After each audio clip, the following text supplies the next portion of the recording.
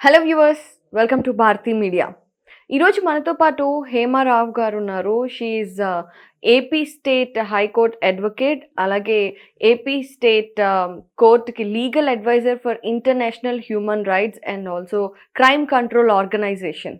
ఏంటి ఇప్పుడు క్రైమ్స్ అన్నీ జరిగిపోతున్నాయా అని అంటే, మనకి తెలియకుండానే ఎన్నో క్రైమ్స్ జరుగుతూ ఉంటాయి. అది మానసికంగా అవ్వచ్చు, ఫిజికల్గా అవ్వచ్చు. ముఖ్యంగా కోడ్స్ అనగానే డివోర్స్ కేసులే మనకి ఈ మధ్య ఎక్కువ కాలంలో కనిపిస్తున్నాయి. క్రైమ్ కంటే కూడా డివోర్స్ కేసులు ఎక్కువైపోయాయి.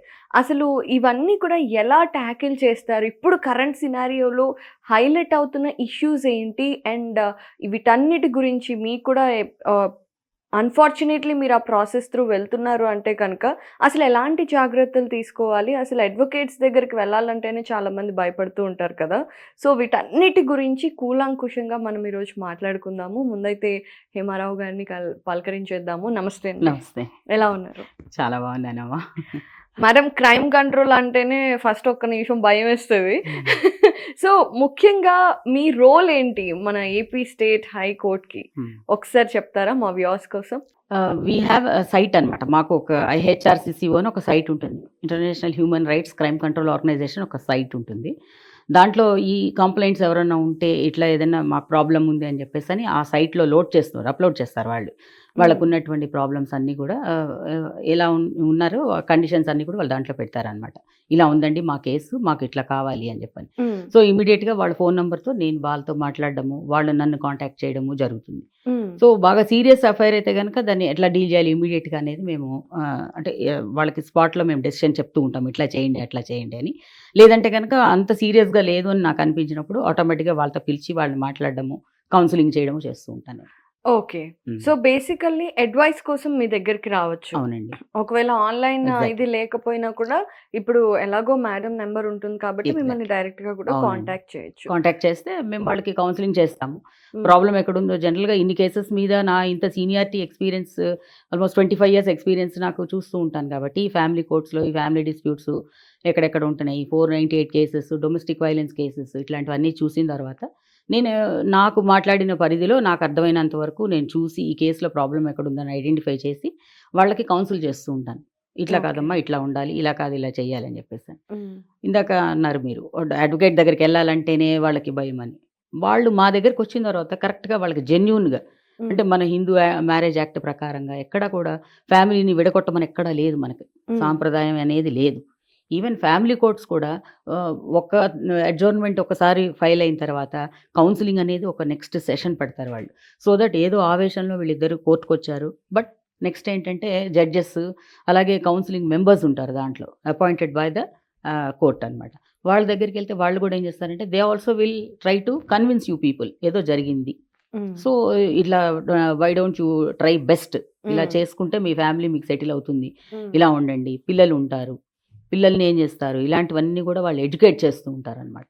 సో, ఇమ్మీడియేట్‌గా మనం కోర్ట్‌కి అటెండ్ అయ్యాం కదా అని చెప్పేసని డివోర్స్ గ్రాంట్ చేసేద్దాం. రేపు ఈ పాటికి కేస్ తేలిపోవాలని ఎప్పుడు కూడా మన ఫ్యామిలీ కోర్ట్స్ చూడవు. సో, నేను మన ఇంటర్వ్యూకి ముందు కూడా బేసిక్‌గా అసలు యూజర్‌కి ఏం డౌట్స్ ఉంటాయి జనరల్‌గా అని అనుకుంటే, ఫస్ట్ బేసిక్‌గా అందరికొచ్చే డౌట్ ఏంటంటే, మనకి లాయరు, అడ్వకేటు 2 పదాలుంటాయి కదా!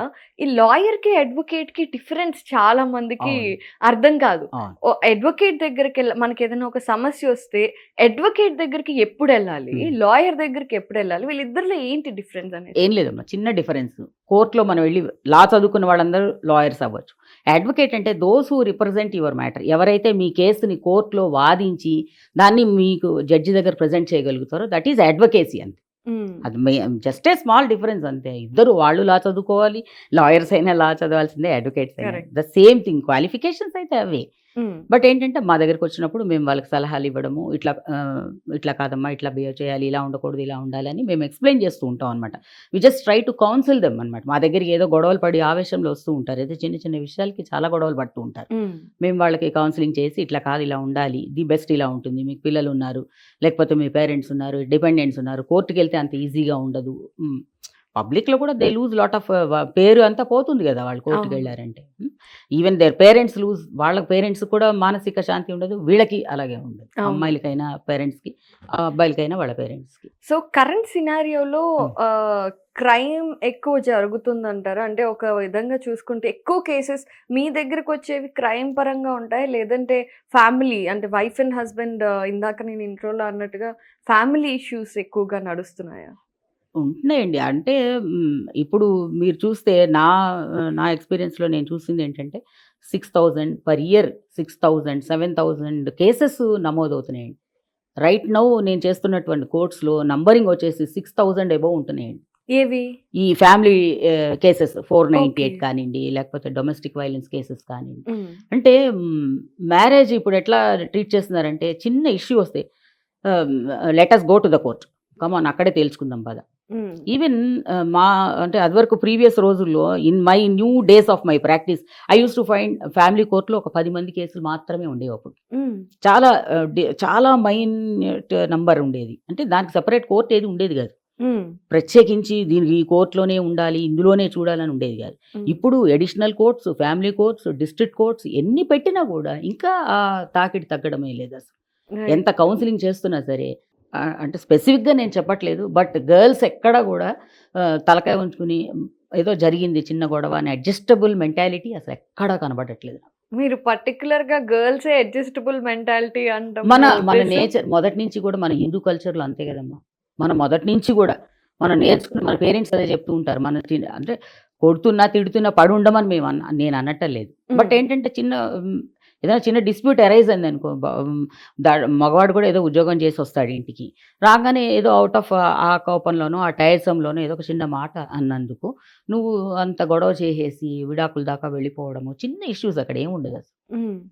కౌన్సిలింగ్కి వెళ్తే అక్కడ వద్దండి మేము కోర్టుకి వెళ్ళి తేల్చుకుంటాం, వాళ్ళ హ్మ్. మాట కూడా వీళ్ళు వినే పరిస్థితి ఎక్కడ కనిపించట్లేదు. అంటే దానికి కారణాలు ఇప్పుడు భార్యాభర్త ఇద్దరూ ఆఫీస్ వర్క్ చేయటం, ఉమ్, వాళ్ళిద్దరూ రావటంతో సో వాళ్ళిద్దరూ అలసిపోయి వస్తూ ఉంటారు. అవును. సో దానివల్ల స్ట్రెస్ లెవెల్ పెరిగిపోవటం వల్ల అండ్ అలాగే ఇప్పుడు అంతకుముందు ఫ్యామిలీ సిస్టమ్ ఎలా ఉండేదో మీకు తెలుసు. ఉమ్. మగవాడు బయట పని చేసి వస్తే ఆడవాళ్ళు ఇల్లంతా ఉద్యోగం పురుష చక్కబెట్టుకునేవారు. లక్షణం అనేవాళ్ళు ఆ రోజుల్లో. అవును. అప్పుడు అలా ఉన్న రోజు కాబట్టే అక్కడ డిస్ప్యూట్స్, విడాకులు ఇట్లాంటివి ఏమీ లేవు అసలు, ఫ్యామిలీ డిస్ప్యూట్స్. ఎందుకంటే స్ట్రెస్ లెవెల్స్ ఇద్దరికి ఒకలా ఉండేవి కాదు ఆ రోజున. బట్ ఇప్పుడు ఎప్పుడైతే ఇద్దరు వర్క్ చేసి ఇద్దరు కష్టపడుతున్నారో ఆటోమేటిక్గా మీకు కూడా అడ్జస్టబిలిటీ రావాలి, మెంటాలిటీ రావాలి. తను కూడా నాలా కష్టపడి వచ్చింది ఆఫీస్ నుంచి, హ్మ్. నేను కూడా అతనిలాగే కష్టపడి వచ్చానని ఈఎంఐ అనుకోవాలి. అలాంటి అడ్జస్ట్మెంట్ ఎప్పుడైతే మిస్ అయిపోతుందో, ఎంతసేపు ఫైనాన్షియల్గా డబ్బులు సంపాదిస్తున్నావా, ఎకనామికల్గా ఉన్నావా, ఇంట్లో అది కొనుక్కున్నావా, వస్తువులు కొనుక్కున్నావా, ఇల్లు కొనుక్కున్నావా, ఇట్లాంటివి కాదు. మన ఫ్యామిలీని మనం ఎంత స్ట్రాంగ్గా బాండేజ్లో మనం బిల్డప్ చేసుకుంటాం అనేది చాలా ఇంపార్టెంట్. యెస్. ఆ చిన్న మైన్యూట్ ఇష్యూ చాలా మిస్ అవుతున్నారమ్మా. ఈవెన్ పేరెంట్స్ కూడా they are not at all దాన్ని సపోర్ట్ చేస్తున్నారు, కానీ గొడవలు అయితే అయ్యాయని కానీ హ్మ్. తప్పమ్మా ఇలా కాదు ఇలా ఉండాలి అని ఎవరు చెప్పటం లేదు అసలు. హ్మ్. మేబీ అంటే పాతకాలం రోజుల్లో 3, 4 ఆడపిల్లలు, 5, 6 ఆడపిల్లలు ఉన్న ఫ్యామిలీస్ చాలా ఉన్నాయి. హ్మ్. బట్ అప్పుడు వాళ్ళందరూ అలాగే నచ్చజెప్పేవాళ్ళు, ఇలా కాదమ్మా చిన్న గొడవ వచ్చినా సరే సర్దుకోవాలి, 2 రోజులు అయితే మీ అత్తగారు వాళ్ళు కానీ మీ ఆడపడుచులు కానీ ఏదైనా నిన్నన్నా 2 రోజులు ఆగితే వాళ్ళే సర్దుకుంటారు అని చెప్పేసి అనేవాళ్ళు. కానీ ఎక్కడ వాళ్ళ ఒక మాట అంటే బ్యాగ్ తీసుకుని వచ్చేసే తర్వాత చూసుకుందాం, వాడిని కోర్టుకి లాగుదాం ఇలా అని ఏ రోజున అట్లా ఎవరు అసలు పేరెంట్స్ ఆ రోజులు ఓకే. చెప్తూ ఉంటారు వాళ్ళు. అంత మంచి ఇంట్లో, because there was so many joint families. హ్మ్. జాయింట్ ఫ్యామిలీస్లో అందరూ కూడా పెద్దవాళ్ళందరూ కూడా ఇట్లా నువ్వు వచ్చేసావంటే 4వ అమ్మాయికి పెళ్ళి అవుతుంది, 5వ అమ్మాయి ఉంది పెళ్ళికి, అట్లా చెప్తూ ఉండేవాళ్ళు, కన్విన్స్ చేసేవాళ్ళు. అంటే నువ్వు అక్కడ తన్నులు తినమనో లేకపోతే తలకాయ ఉంచుకుని పడి ఉండమనో కాదు, కొంత అడ్జస్ట్ అవ్వు, హ్మ్. కొద్దిగా యెస్. ఒక అడుగు తగ్గు అని. ఈ అడ్జస్ట్‌మెంట్ లైన్ అనేదే అదొక థిన్ లైన్. ఉమ్, మనం అడ్జస్ట్ అవుతున్నామా? అబ్యూస్‌కి గురవుతున్నామా? ఉమ్, ఈ 2 విషయాల్లో చాలా మంది అమ్మాయిలు మీరన్నట్టుగా ఉమ్, ఒక పార్ట్ ఆఫ్ సెక్షన్ చిన్న చిన్న విషయాలకి గొడవపడి కోర్ట్ వరకు వస్తూ exactly. ఉండొచ్చు. చూస్తున్నా. కొంతమంది ఒక పార్ట్ ఆఫ్ అమ్మాయిలైనా, అబ్బాయిలైనా సరే అబ్యూజ్ అవుతూ కూడా వాళ్ళు అబ్యూజ్ అవుతున్నారు అని గుర్తించడానికి కూడా టైం పడుతుంది. ఉమ్, సో అసలు adjustment, abuse um. What is the difference and where is that thin line? చాలా డిఫరెన్స్ ఉందమ్మా. థిన్ లైన్ అయినప్పటికీ కూడా ఇన్ అండ్ అవుట్ అనమాట, 2 కూడా చాలా డిఫరెన్స్ ఉంది రెండింటికి కూడా. హ్మ్. నువ్వు అంటే శారీరకంగా, మానసికంగా, ఫిజికల్గా నువ్వు దానికి అలా గురి అవుతూ కూడా ఇంట్లో ఉండి అడ్జస్ట్ చేసుకునే వాళ్ళు చాలా మంది ఉన్నారు ఇప్పటికి. Hmm. But nowadays I don't find women or girls like that who are adjusting their lifes like that. Okay. Otherwise ఇప్పుడు నాకు రోజుకి అన్ని కేసులు నాకు కనబడవు కదా, నంబరింగ్ అంతంత ఉండదు కదా నాకు. రైట్. రైట్.